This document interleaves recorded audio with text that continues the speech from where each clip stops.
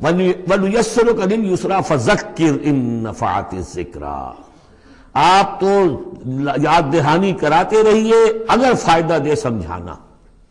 اور اس میں در حقیقت یہ ہے کہ ذکر جو ہے اللہ تعالیٰ کا اور اللہ تعالیٰ کی تذکیر جو ہے، اگر تو کہہ دیا ہے یہاں پر اگر فائدہ پہنچائے، لیکن اس کا یہ مطلب نہیں کہ اگر فائدہ پہنچائے تبھی تذکیر کی جائے، اس لیے کہ آگے آ رہا ہے سَيَذَّكَّرُ مَن يَخْشَىٰ، یعنی آپ اگر تذکیر کریں گے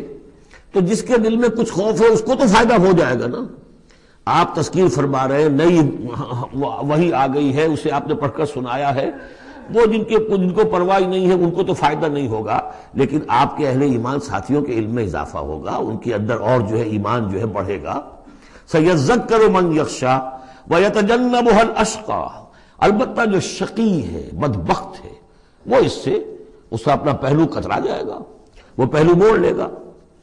الذی یصلی النار الکبریٰ، جس کا انجام پھر یہ ہونا ہے کہ وہ بڑی آگ میں جھونکا جائے گا، داخل ہوگا بڑی آگ میں۔ ثم لا یموت فیہا ولا یحیا، پھر نہ اس میں وہ مرے گا اور نہ زندہ رہے گا، نہ زندوں میں نہ مردوں میں۔ لا تبقی ولا تذر، سورہ مدثر میں جو آیت آئی تھی، ثم لا یموت فیہا ولا یحیا، پھر نہ اس میں اس کو موت آئے گی، نہ وہ زندوں میں ہوگا نہ مردوں میں۔ قد افلح من تزکا، یقیناً کامیاب ہو گیا وہ، یہ مضمون بھی آگے اب پھیلے گا اور بڑھے گا، ترقی کرے گا۔ قد افلح من تزکا، بے شک کامیاب ہوا وہ کہ جس نے تزکیہ حاصل کر لیا، اپنے آپ کو پاک کر لیا۔ یعنی انسانی روح جو ہے وہ اس جسم میں جب قید کی گئی ہے، بنایا گیا بہت بلند، لقد خلقنا الانسان فی احسن تقویم، پھر ڈالا ہے اس میں، اس حیوانی جسد کے اندر، ثم رددناہ اسفل سافلین۔ اب یہ کہ یہاں سے وہ چڑھائی چڑھنی پڑے گی، یہاں سے اوپر اٹھنا ہوگا، آپ کو محنت کرنی ہوگی، ہر انسان کو تزکیہ کرنا ہوگا، فلاح حاصل کرنے کے لیے کچھ اپنے جذبات کو کنٹرول کرنا ہوگا، کچھ اپنی شہوات کو دبانا ہوگا، اپنے نفس کا ضبط نفس کا سامان کرنا ہوگا، کچھ اپنی روح کی تقویت کا سامان کرنا ہوگا، جیسے کہ یہ دو طرفہ پروگرام رمضان کا ہے کہ دن میں روزہ رکھو اور اس جو حیوانی وجود ہے اسے ذرا کمزور کرو، تھوڑا سا مزمحل کرو، تاکہ اس کا دباؤ جو ہے اس روح ربانی کے اوپر، اس بدن میں کچھ کمی آئے۔ رات کو کھڑے ہو جاؤ اور اس روح کے اندر آبیاری،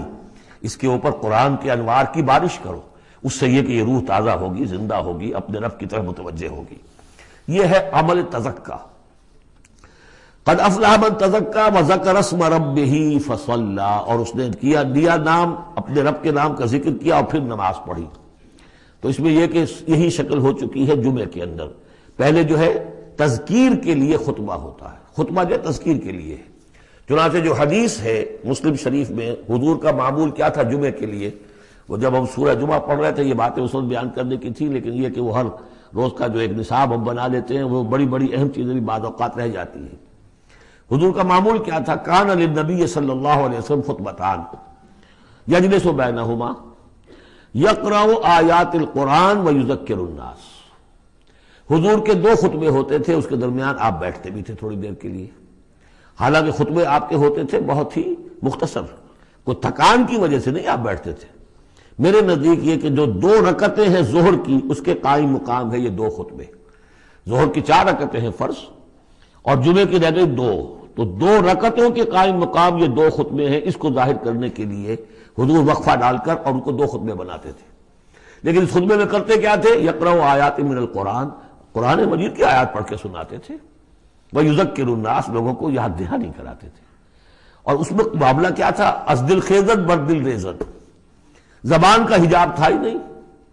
حضور کی زبان عربی اور جو سننے والے بیٹھے ان کی زبان عربی، تو لمبے چوڑی بات کی ضرورت بھی نہیں تھی، ہمیں تو معنی بتانے پڑتے ہیں، اس کا مفہوم بتانا پڑتا ہے، تب ترجمہ کرنا پڑے گا، کوئی نحوی اشکال ہو وہ بتانا ہوگا، انہیں کوئی ضرورت نہیں تھی، مختصر ترین خطبہ ہوتا تھا، اور اس میں تذکیر، یاد دہانی۔ اور اسی میں آتا ہے اصل میں وہ حدیث جو آتی ہے کہ وہ جو میں آپ کو بتا رہا تھا کہ وہاں اللہ تعالیٰ، اللہ کے نبی نے بتایا ہے کہ جو پہلی گھڑی میں، اگرچہ اس میں اختلاف ہے کہ اس سے مراد کیا ہے، ایک رائے تو یہ ہے کہ اشراق کے وقت جو لوگ پہنچ گئے مسجد میں، گویا کہ وہ پہلی ساعت میں مسجد میں آ گئے جمعے کے روز، ان کو اتنا ثواب ملے گا جتنا کہ ایک اونٹ کی قربانی سے ہوتا ہے۔ جو دوسری ساعت میں آئیں گے انہیں اتنا ثواب ملے گا جتنا ایک گائے کی قربانی کا، تیسری ساعت میں آئیں گے ان کو اتنا ثواب ملے گا جتنا ایک بکری یا میڑھا جو ہے اللہ کی راہ میں قربان کیا۔ چوتھی ساعت میں آئیں گے ان کے لیے ایسا ہے کہ ایک جو مرغی ہے وہ اللہ کی راہ میں صدقہ کر دی، اور جو پانچویں میں آئیں گے وہ ایسے جیسے کہ ایک انڈا اللہ کی راہ میں خیرات کر دیا۔ اس کے بعد جو آتا ہے تو جو فرشتے بیٹھے ہوتے ہیں مسجدوں کے دروازوں پر اور ان کے رجسٹر ہوتے ہیں، ان میں حاضری کا اندراج کرتے ہیں وہ۔ اس کے بعد جب امام کا خطاب شروع ہو جاتا ہے، لیکن وہاں خطبہ ہوتا تھا، خطاب نہیں، ہمارے ہاں تو پھر دو چیزیں ہو گئی، ایک اردو کی تقریر پھر ایک خطبہ۔ جب امام کا خطبہ شروع ہو جاتا ہے تو اس کے بعد فرشتے اپنے رجسٹر بند کرتے ہیں، یستمعون الذکر، وہ بھی اس ذکر کو سننے میں مصروف ہو جاتے ہیں، یعنی اب جو آنے والے ہیں ان کا اندراج نہیں ہوتا۔ اب اس میں جو تعویل کی علماء نے، اور علماء میں سے شاہ ولی اللہ دہلوی کی بھی تعویل ہے یہ کہ ایک تو یہ کہ اس سے مراد یہ ہماری ساعتیں نہیں ہیں بلکہ کچھ خفی ساعتیں ہیں، یہ اگرچہ مجھے اختلاف ہے ان کی رائے سے۔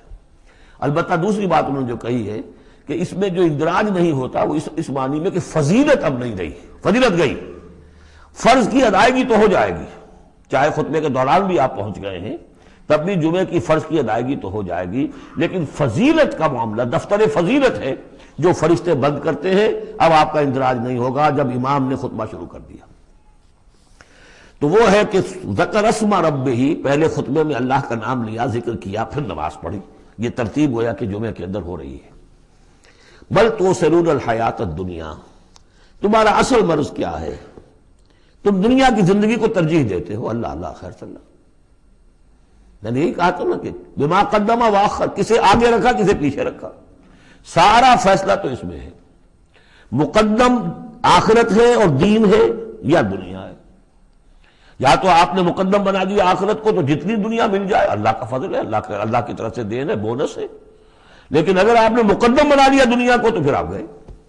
بس یہ ہے سارا کانٹے کی بات جو ہے۔ تو اس حوالے سے بل تؤثرون الحیات الدنیا کلا بل تحبون العاجلہ وتذرون الآخرہ،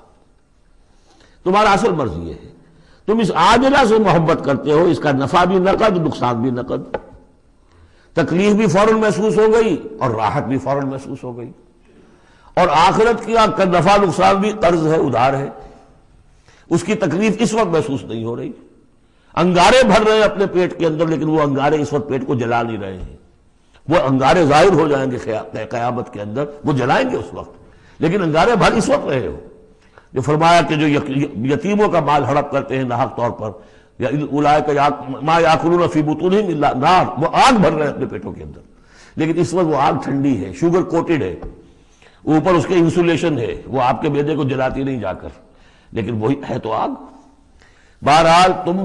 ترجیح دیتے ہو دنیا کو، والآخرۃ خیر وابقیٰ، جبکہ آخرت بہتر بھی ہے اور باقی رہنے والی ہے۔ ان ھذا لفی الصحف الاولی، یہی بات تھی پرانے صحیفوں میں۔ اصل میں یوں سمجھیے کہ جو کانٹے کی بات ہے وہ یہ ہے، جو اصل شے ہے ہدایت اور ضلالت کی جو بات ہے، راز وہ یہ ہے، کس کو مقدم کس کو مؤخر، دنیا یا آخرت۔ صحف ابراہیم و موسیٰ، صحف اولا یعنی ابراہیم کے صحیفے اور موسیٰ کے صحیفے، ان کا ذکر پہلے بھی آیا ہے، تو موسیٰ کے صحیفے ہمیں معلوم ہے، ابراہیم کے نہیں۔ جیسا کہ میں نے عرض کیا، میری ایک رائے ہے کہ جو ہندوؤں کے ہے اپنشد، وہ میرے نزدیک صحف ابراہیمی کی بگڑی ہوئی بدلی ہوئی شکلیں،